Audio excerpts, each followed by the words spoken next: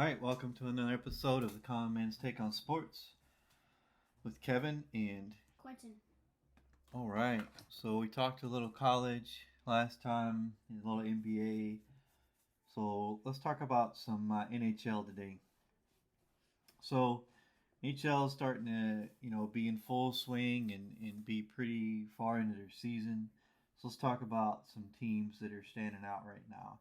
You got the Boston Bruins at 11, 1 and 1, and the Rangers, New York Rangers at 10, 2 and 1 in the Eastern Conference that are kind of separating themselves as top two teams in the league right now.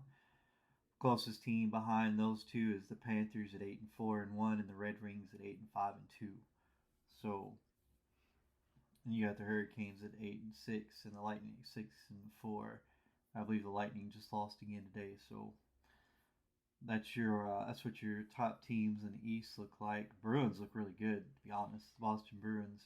Yeah, lots of teams that weren't that good of teams last year are really starting out to have a really good start to the season. The Boston Bruins are 11 and 1 and 1. That's a great record to start off the season. Yep. And Boston Bruins might have a pretty good season this year in the Eastern Conference. Yep. It's really your top two teams in the Eastern Conference right now. The rest of the way, it's kind of a toss-up for now. I'm sure things will work themselves out as the season goes along. The New York Rangers look really good this year. Yep, 10 and 2 and 1. Yeah, they do actually. Yeah, pretty good start to the season. I've seen a couple of their games. They do look good. I agree with you. The Boston Bruins, New York Rangers are the teams that are kind of separating themselves from the rest of the Eastern Conference. Like you got the Panthers, the Red Wings, the Lightning, and the Hurricanes, all with 8 wins. And like after the New York Rangers, it's just teams with 8 wins or less in the Eastern Conference. So yeah, that's really how I think they're separating themselves. Western Conference is a little tighter race there. You got two teams that are kind of separating themselves also, the Golden Knights and the Canucks. Golden Knights are 12, 2 and 1. They look really good. I'd have to go back and look, but they won several games before they lost their first one. Then they've only lost 2 games and 1 in overtime. Yeah, Canucks are 10, 2 and 1, right behind them. And then you have the LA Kings at 8, 2 and 3. And the Dallas Stars at 9, 3 and 1. So, those are kind of the top 4 teams right now that are kind of separating themselves. Yeah. After that, you got the Avalanche 8 and 4, the Jets at 7 and 5, the Ducks at 7 and 6, and so on and so forth, right? So those 4 teams are kind of the top teams in the West. That race is a little bit tighter, although the Golden Knights look really good again. Yeah, the Golden Knights won the Stanley Cup last year. They're looking like they want to win another one. They look like they're primed to win back to back as of right now. Yeah, but things can change. It's a long season, but yeah, I agree with you. They look like they're on the path for back to back. Yeah, the Canucks, they look really good at the start of the season, and I think they're going to be a pretty good contender in the West. I agree with you. This race looks tighter than the Eastern Conference because you just have 4 teams instead of 2 that are kind of in there. Yeah, and the Canucks are really good this season.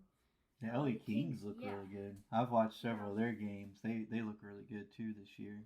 Yeah, I was just about to mention the LA Kings. They've been looking pretty good this year.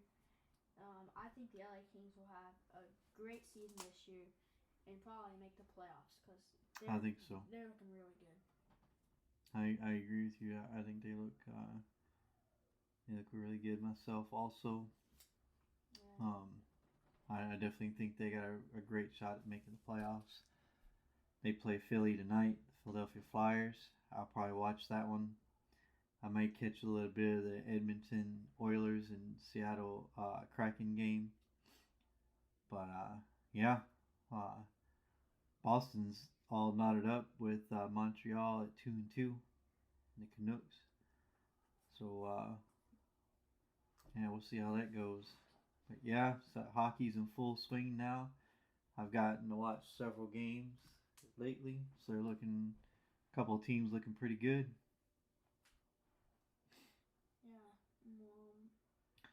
We'll cover it a little bit more further into the season, but those are just kind of the teams right now that are kind of separating themselves and look really good at the beginning of the year.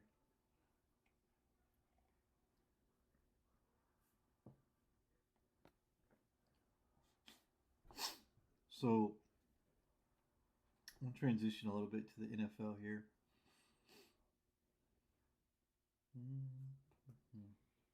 So you brought something up to me the other day. It's actually significant. The Cardinals, who are 1-8, will get Kyler Murray back this week, so that's a positive for them. Yeah. Not sure how much it's going to help them, but it's definitely will be a positive for them. Yeah, and I mean, if they still had DeAndre Hopkins there, I mean, and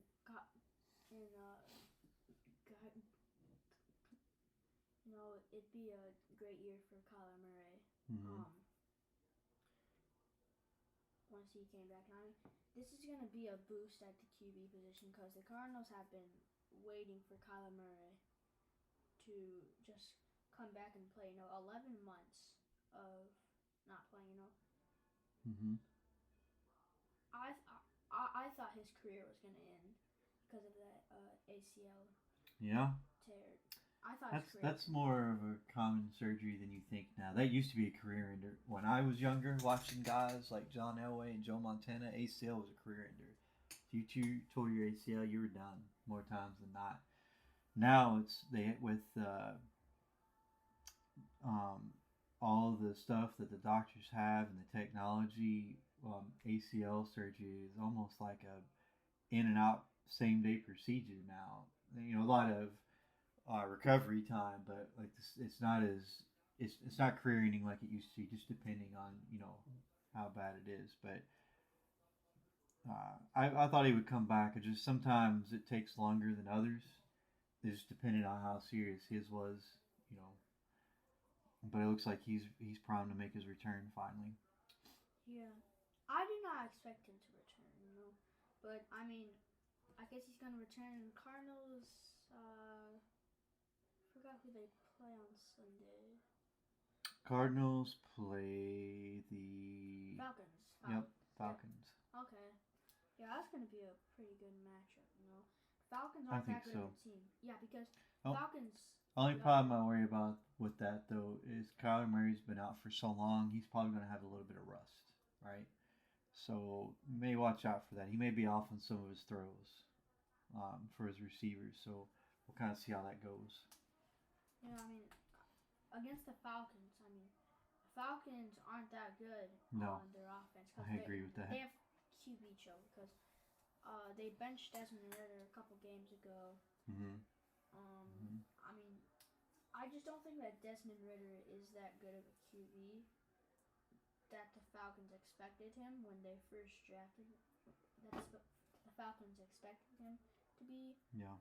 When they first drafted him, and I think that right now Falcons looking like they're having some trouble at the QB position ever since Matt Ryan left.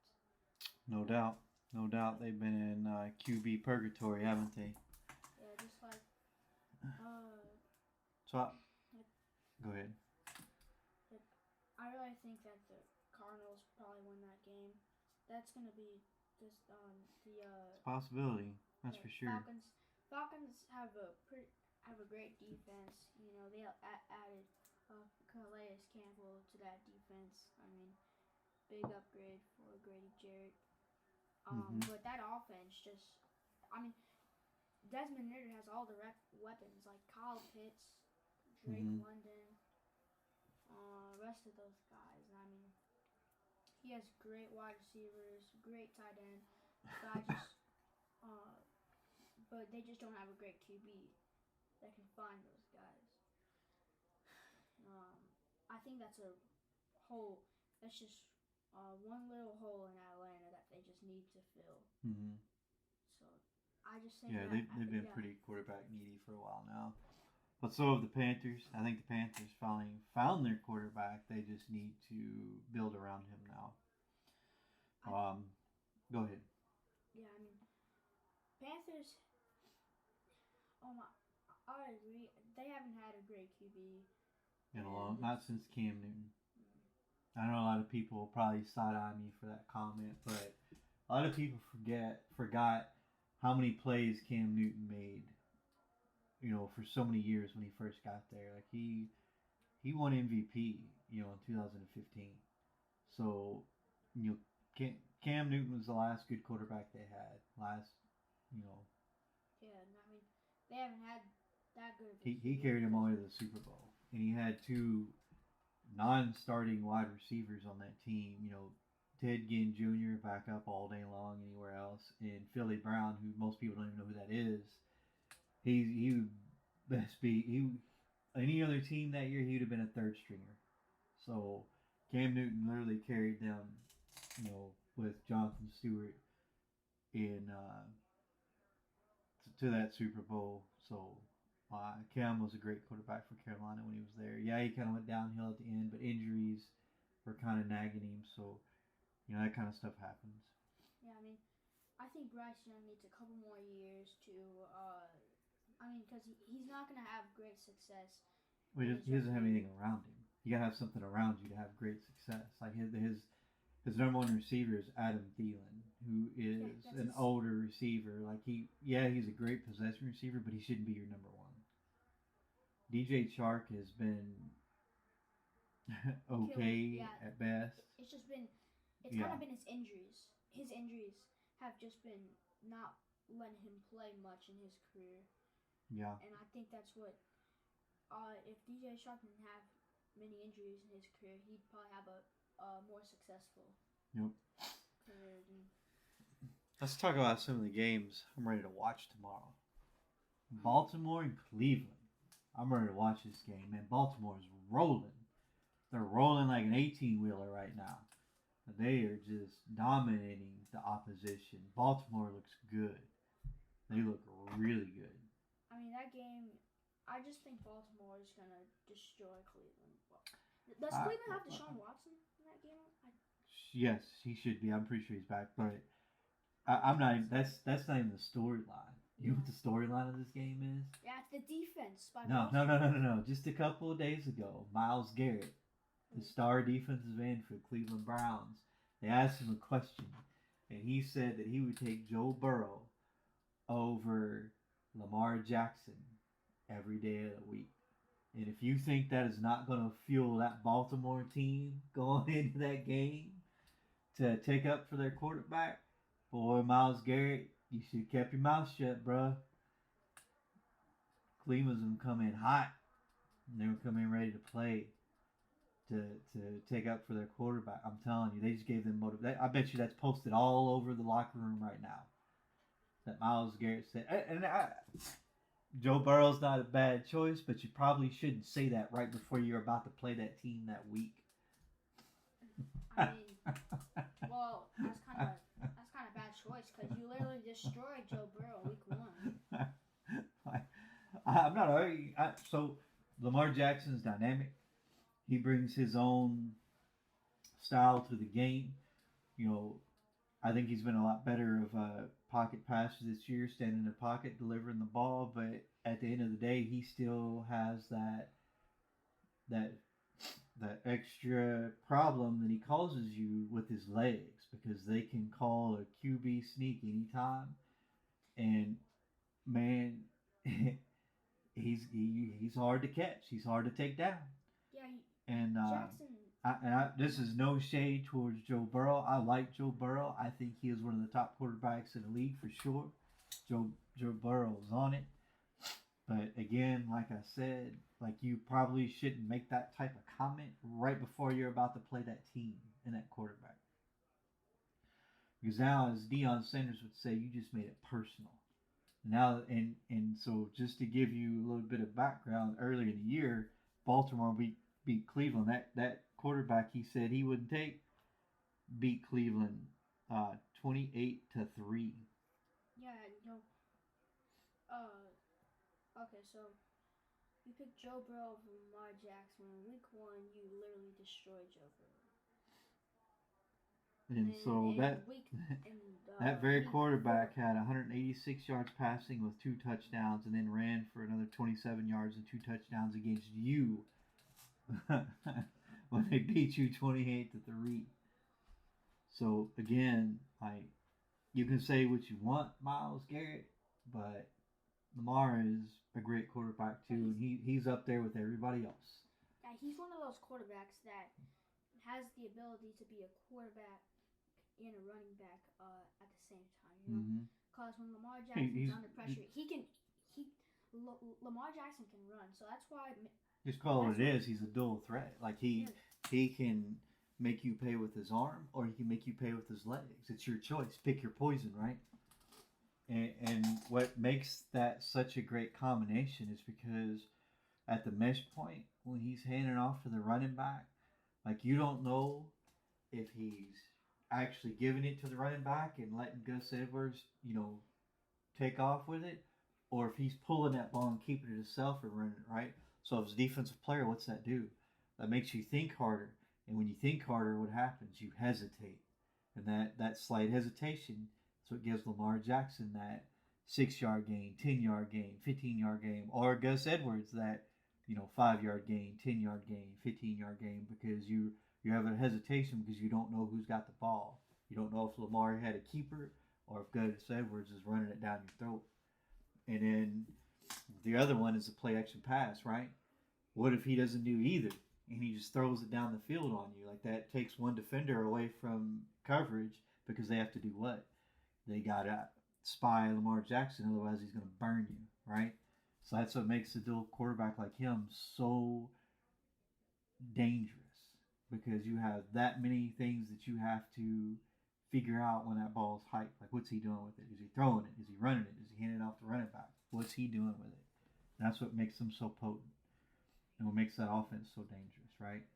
Because you have to think about all those things as a defender. Man, I'm ready to watch that game because I really think Baltimore is going to come out really motivated by the comments that Myles Garrett made about their quarterback. Okay, so my honest opinion, I think Baltimore's going to score at least 30 points or more against Cleveland, because they scored 30 points or more against Detroit and last week Seattle. Mm-hmm. Both were at home. Both were at home. So, I mean, this one's at home. There you go. They beat Cleveland 28-3 in their own house.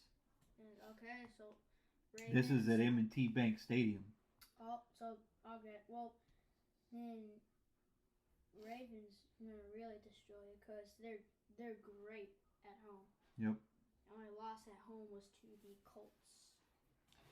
I'm ready to watch that Detroit Chargers game. I think that Detroit, if they, I don't know if they're gonna have any rust coming off that bye week, but if they play the way that they've been playing with a lot of heart and a lot of grit, they should win that game easily and come out of there with a win. I'm excited to see what Donovan Peoples-Jones will add to that offense, giving them. I know Jameson Williams has been kind of struggling since he came back from the suspension, so maybe Donovan Peoples-Jones will kind of give them another target other than Sam Laporta and Amon St. Raw to throw to, right? Yeah, I think a game that I'm excited to watch would be. I'm sorry, Amon-Ra St. Brown. No, go ahead. Game that I'd be excited to watch would be. I'm gonna go to the 49ers and Jaguars game. That's gonna be a good one. I agree with that. I think the Jags and the 49ers game is going to be tough, especially with the new acquisitions the Niners had. Chase Young and there's another defender, defensive tackle. No, they acquired two defensive players. One was Chase Young, the other was a defensive tackle. I'll have to go back and look. But they really bolstered that defense and made it even better than it already was. So now you got, two good edge rushers in Bosa and Young, but they added a defensive tackle in the middle too. So we'll see how that plays out in that game against Jacksonville, because Jacksonville's been rolling lately. Yeah, Jacksonville's been great team lately, and Mm-hmm. I mean they started 1-2, but they've won San five Francisco's straight. been on a downward spiral lately. Yeah, they've lost three in a row, and Jags Yep. have won five straight. So I mean, let's. I mean, I'm excited to see if the 49ers will end their losing streak, or they will lose to the Jags and just boost it to 4 games. I mean, because the 49ers haven't been that good of an offensive team. You know, their offense hasn't been that good in the last 3 games. Yep. Against the Browns, their offense wasn't Well, that good. I think part of that is they're missing Trent Williams and also Debo Debo Samuel. Samuel, and he should be Yeah, back. yeah, he is expected to I play. think both should be back. No, Trent Williams is, I think, really questionable that Okay. game. Another good game to watch might be New Orleans, Minnesota. Both are 5-4. Both are struggling a little bit lately, so that might turn out to be a really good game. Not one of the top games, but it could turn out to be a pretty exciting game to watch. Yeah, I mean, Joshua Dobbs is coming off a great debut with the Vikings.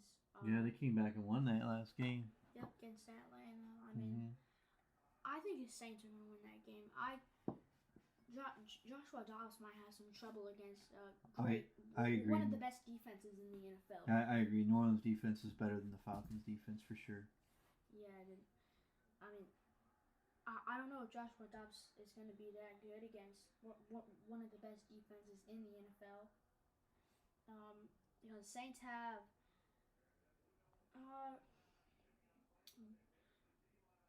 have usually had a good defense over the last couple years, and I think Joshua Dobbs is going to have some trouble against that good of a defense. But so yeah, I guess that's gonna be kind of exciting. Not really to me, but I mean, I guess. I think the Cowboys will have a bounce back game this week. They'll beat the Giants easily.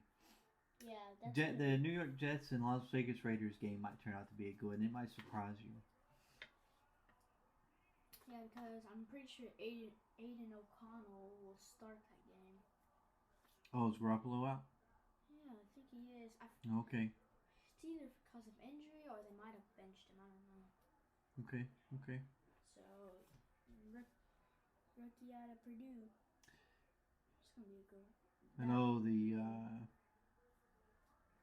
transition a little bit here, but the NBA kind of. Actually, you know one thing we didn't cover because we were off for so long? I'll take my hat off to the Texas Rangers. They won the World Series. Yeah, They were on fire at the right time. They kind of rolled everybody up, and they ended up rolling up the Diamondbacks too. And hats off to the. I needed to do that. Hats off to the Texas Rangers. That is their first World Series win in their franchise history.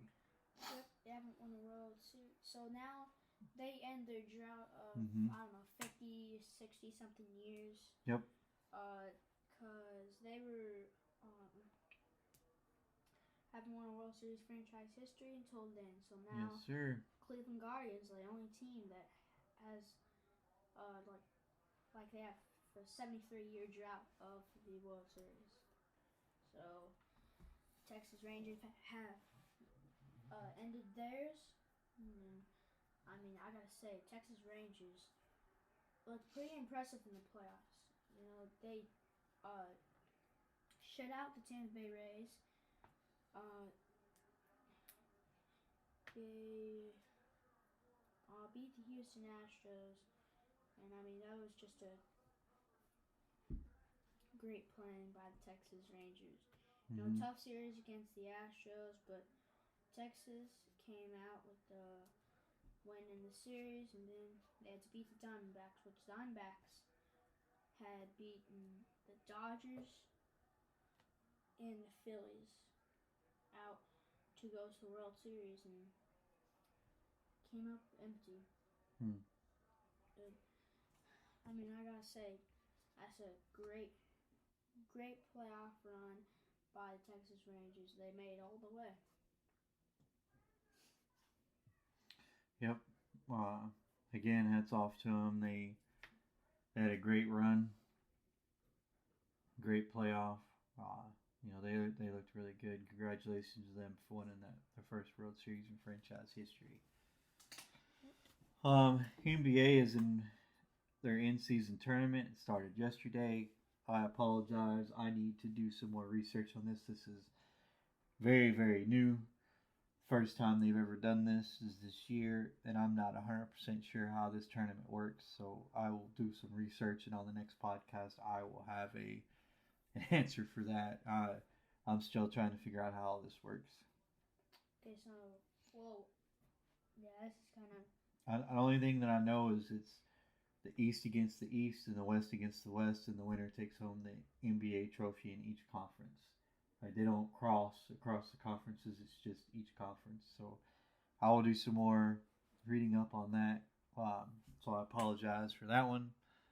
I have no idea how that works. Yeah, I have no idea how it works either. I mean, it's a new thing. I'm not even sure how much. I'm not even sure how I like it yet. We'll see. They've only played. They're playing their second round of games today. I don't know. I'll figure it out. I've watched a couple of games, but I'm not even sure how all that works. So I'll figure that out. Yeah. But yeah. So I'm ready to watch those games tomorrow and Sunday. See how all that turns out. Those are probably the games that are going to be the best games, I think, of the Sunday afternoon. The ones that we called out. All the rest of the games, I think, are going to be a snooze fest, like Pittsburgh and Green Bay. Man, I got to take my hat off to Pittsburgh. I didn't think they were that good, but man, somehow they keep winning. They're 5-3. I believe they will beat Green Bay tomorrow and improve to 6-3. Tennessee and Tampa Bay, I have no idea. That's a toss-up. Washington, Seattle. Seattle will probably win that one. But yeah. Other than that, not really much else to talk about. I will say one thing though. We'll have a college football episode tomorrow, but just a spoiler alert. While Michigan was on their flight to Penn State to play in Happy Valley, the Big Ten didn't even tell them that they had imposed a suspension on Jim Harbaugh. They found out through social media in the news, but the Big Ten did wait until the last minute, until Friday evening, to impose that punishment. So even though Michigan was planning on filing for a restraining order injunction, it really didn't give them much time to react. So Michigan went into Happy Valley without their head coach. And spoiler alert, ladies and gentlemen, they dominated that game and won 24-15. Yep, but we'll talk more about that tomorrow. But I think that winning without your head winning without your head coach is one thing, but not knowing until you're in flight that your coach was suspended, that probably kind of hits the players, right? And so that's a lot of stress for the players, right? And the coaching staff, because now the coaching staff has to prepare. Now Sharon, the head coach Sharon Moore had to prepare for Jim to have to stay at the hotel, and he was the one that he calls the offensive ranks. He's the offensive coordinator / offensive line coach, but now, the big time plays are his choice, not Jim's, because Jim can't communicate with the team in any way while they're on the field. So it all fell on Sharon's shoulders. I think Sharon Moore. We'll talk more about it tomorrow. I'm gonna stop right there, but I think this is a huge statement by Michigan, and we'll talk about why tomorrow, and we'll talk about what this means going forward. But that's all that I have for today. Unless you have something else, Quentin, I don't have anything else for today to cover. Yeah, I also want to talk about what our what our playoff pictures are for the AFC and the NFC after week 9. Okay, fair enough. So, So you want to talk about who you think's going to make the playoffs to this point? yep. Okay, so I'm gonna start with the AFC. Number 1 seed, I'm gonna go with the Chiefs. The Chiefs are 7-2, also tied with the Ravens, but they are 5-1 in their conference, and the Ravens are 4-2 in the conference. So I mean, I gotta give that to the Chiefs. And then number 2 seed will be the Ravens. The Ravens. I know it's all about matchups, but I will say this: the Lions beat the Chiefs in the opening game in Week 1, and then the Ravens turned around and destroyed the Lions. So that could make up for a very good playoff matchup for those two to meet up in the playoffs. But go ahead.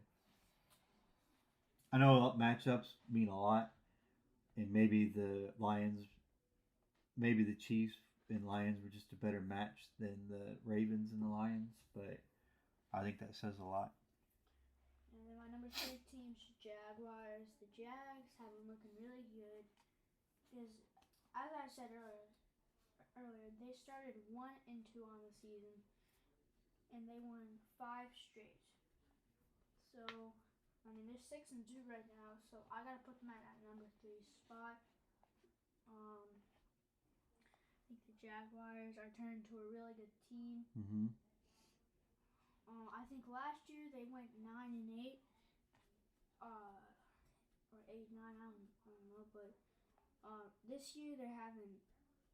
I think last year was when they started the success later on in the year, and this year they're following that success to start the season off really good. And I think the Jaguars have built a great team, great weapons for Trevor Lawrence, because you've got Christian Kirk.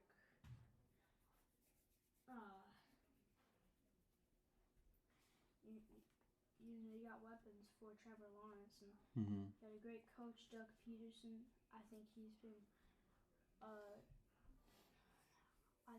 pretty good coach with the Jaguars. So that's why I put the Jaguars number 3. My number 4 team will be Dolphins. Dolphins lost to the Chiefs. So Dolphins are now 6-3, I believe. And I mean, I gotta put the Dolphins at a number 4 spot. And then number 5 will be the Steelers. I mean, I don't know how they got to 5-3. I don't know how they got to that record, but I mean, it is what it is.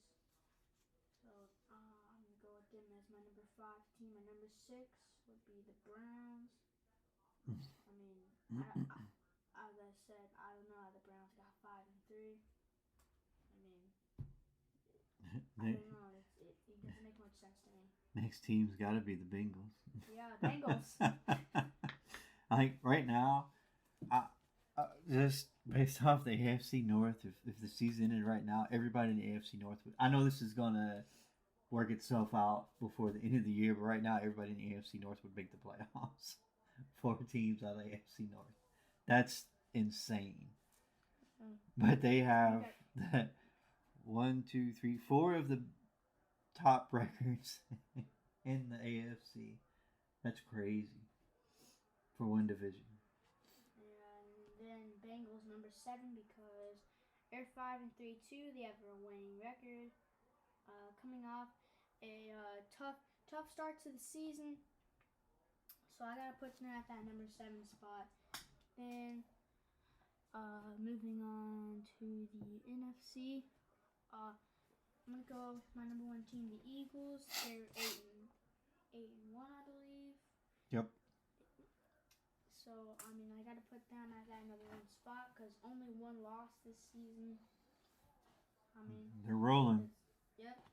But I mean, they still have to play Kansas City next week on Monday Night Football. That'll be a good one.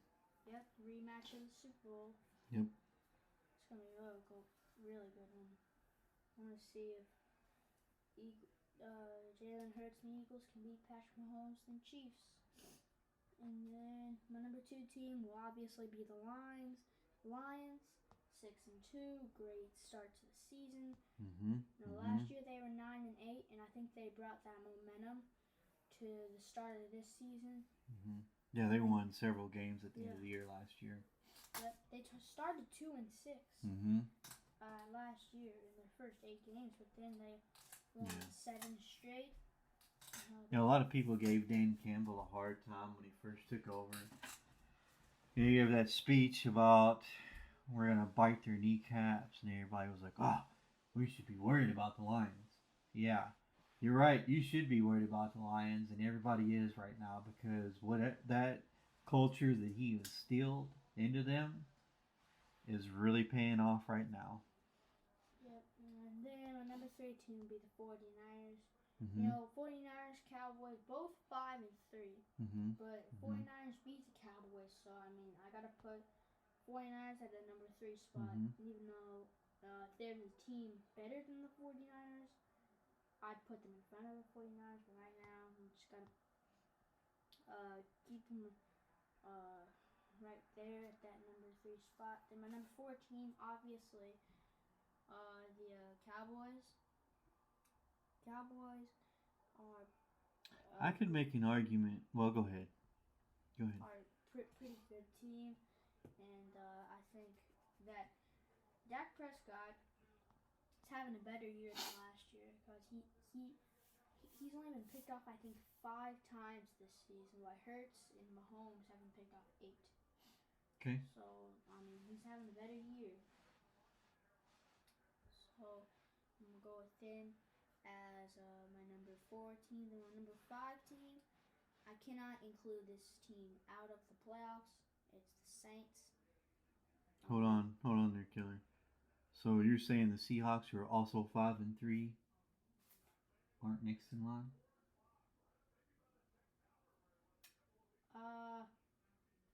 No. Hey, if you want to go Saints, that's fine. It's your list. Hey, it's your list. Okay. Fair enough. I just wanted to throw that in there. The Saints have just played more games, so. Okay. Fair enough. I mean, I just put the Saints in front, but I mean. Okay. Nope. The Saints have played more games. Good enough for me. Doesn't really matter. The Saints have played more games. So. And then number 16, Vikings. Vikings played more games. So you're gonna put the Vikings also over the Seahawks? Okay. No. I'm hey. It doesn't. Hey. Do you? I'm just asking. I mean, if the Vikings lose to the Saints, I'd put the Seahawks in front of them. But I mean, Seahawks just got a complete embarrassment. Fair enough. Against the Ravens, but I mean. I'm not arguing. I'm just asking a question. Vikings, Saints haven't had their bye weeks yet, so. All right. Number 17, Seahawks. Seahawks 5-3. I think they deserve to be number 7. In the playoffs. So that's my playoff picture right there for the AFC and NFC. Let's see what yours is. Alright, so let's start with the AFC like you did. I'm going to put the Ravens number 1 in the AFC right now. Okay. I'm going to put the Ravens number 1 because they have been dominating teams, and Kansas City has not. Now, that's not saying that if they get to playoffs that I don't think Kansas City could possibly beat the Ravens because they are defending AFC champs. But to be honest with you, the Ravens have been steamrolling people. The last game they lost against Pittsburgh, I think, was a wake-up call for them because they should have won that game. They never should have lost to Pittsburgh at Heinz Field. And I really think that game motivated them, and they have been steamrolling people since. So my number 1 team is the Ravens. Okay, Love it or don't, the Ravens are number one. Number two are the Chiefs. I don't understand how you put the Ravens at number one. The Bro, Chiefs are defending bro, Super Bowl champions. regardless of what Miles Garrett says, Lamar Jackson and the Baltimore Ravens, Roquan Smith, Patrick Queen, Marlon Humphrey, Gus Edwards, all them dudes are ready to make a statement. I think the Ravens are ready to take the next step this year. I think their offense looks a lot better under Todd Munkin, and I think their defense looks a lot better under Mike McDaniel. Yep, McDonald. So I mean, this could all change next week or after tomorrow, right? But right now, for me, the Ravens are just dominating teams. Like they're not just beating them; they're dominating them on both sides of the ball. So that's why I made them number one. Chiefs are obviously number two. I mean, I mean the Chiefs are a really good team, and they obviously have a chance to go back to the Super Bowl. But right now, I think they're the number two team in the conference. Number three, I'm gonna go with the Dolphins. I know they've had a couple of hiccups here and there, but I still think they're a good team, and they'll probably finish out as the number three team in the conference. Number four for me, I like the Jags. I'm with you on that one. They look really good. If they can beat San Francisco tomorrow, I probably would move the Jags up behind Kansas City and Baltimore. Well, you put them at number 4. Put the Jags at number 4, right? Yes, and I had Dolphins number 3, Ravens 1, Chiefs 2. Okay. So Jags are a number 4 team. If they beat San Francisco tomorrow, I will probably put them up there with the Ravens and the Chiefs.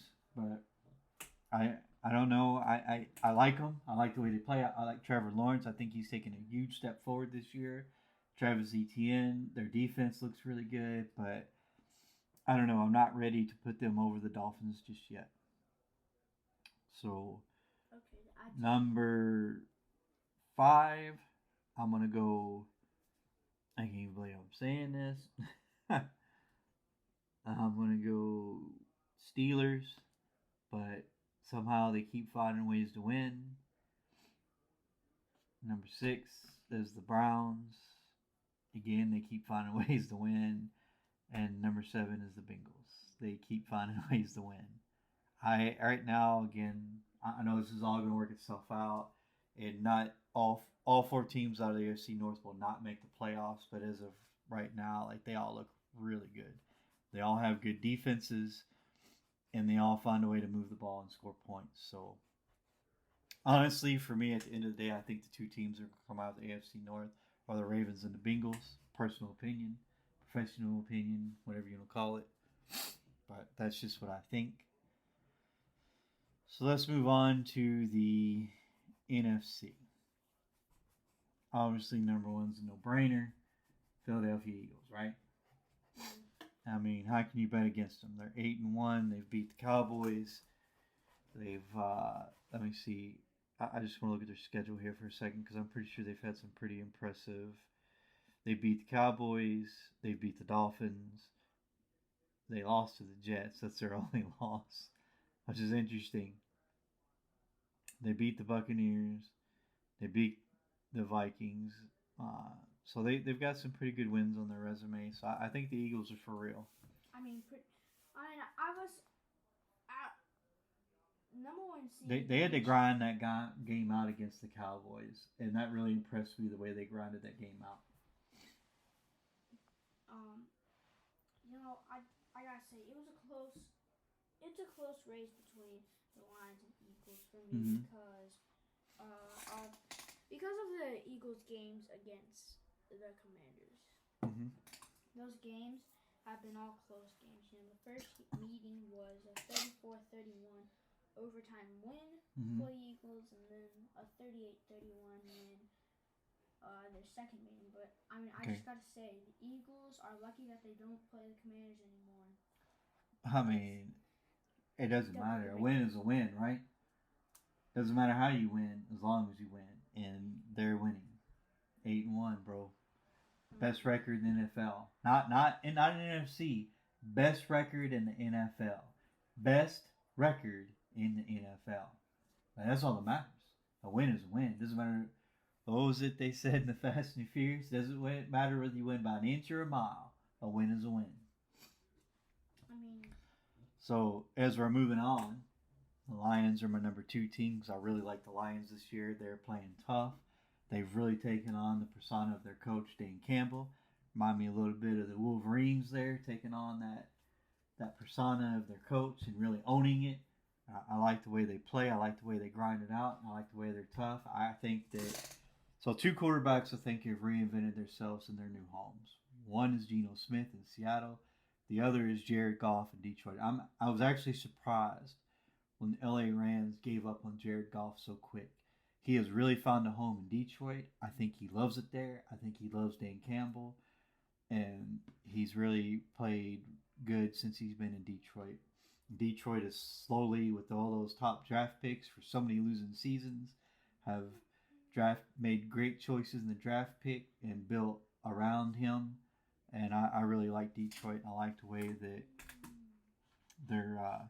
I like the way Detroit's playing, man. I really like it. I like watching them. They're fun to watch. Again, they're a real tough, grinded out type of team. I like that. That type of mentality travels even on away games because if you have the grit to grind out a win, that means you can win anywhere. And I like that about them. I mean, Hey, look, you had your turn to talk, man. It's time to be quiet. Let me give my. Now go ahead. What do you got to say about the Lions? I mean, the Michigan Wolverines are kind of like the junior Detroit Lions. You know, those teams are very similar.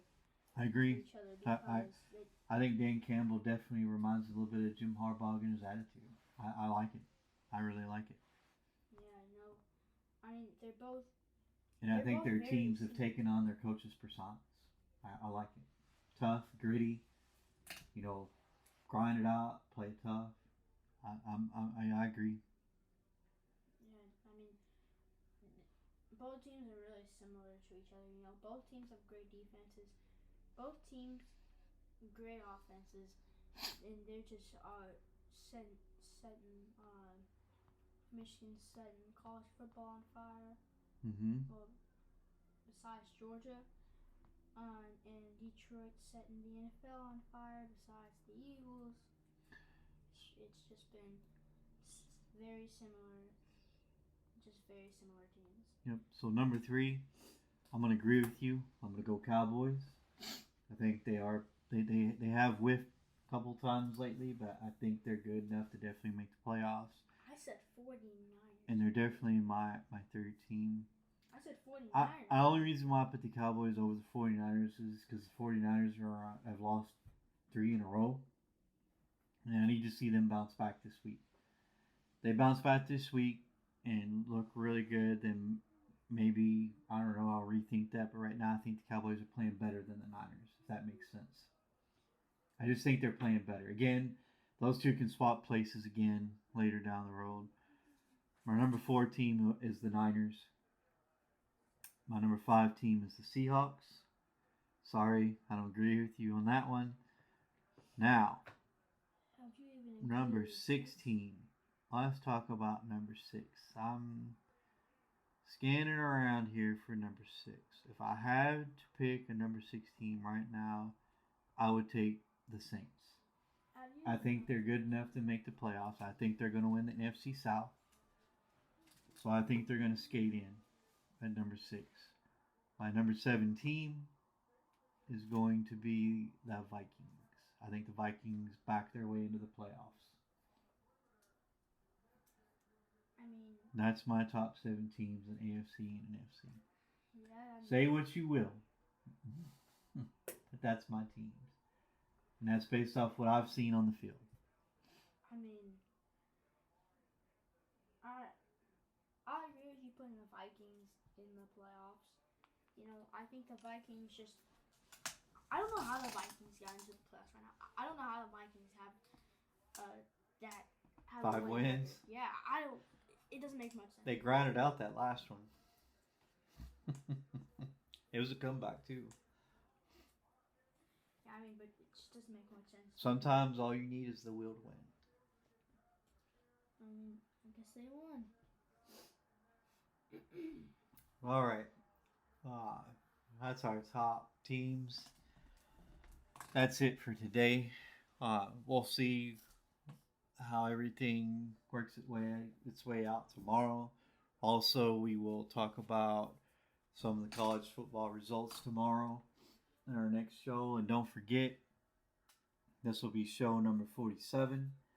So, in 3 more shows, we will do our first video recording show. It won't be live, but we'll video record ourselves doing our show. So, thank you guys for listening. We appreciate you giving us views and downloads on our podcast. We hope you continue to listen to our show or view it on YouTube.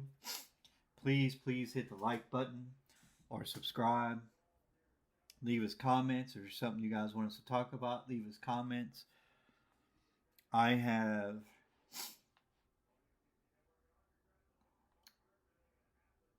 refrained from talking about the Michigan situation until everything comes out because, to be honest, all the news stories that keep dropping, the next day something gets proven wrong, or I don't know. To be honest with you, it's hard to make sense of everything that's come out. I think that I just need to see what comes at the end of the investigation.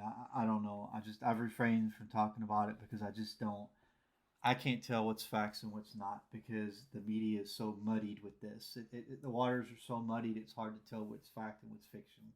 So I will continue to refrain from talking about the Michigan situation until I see all the facts.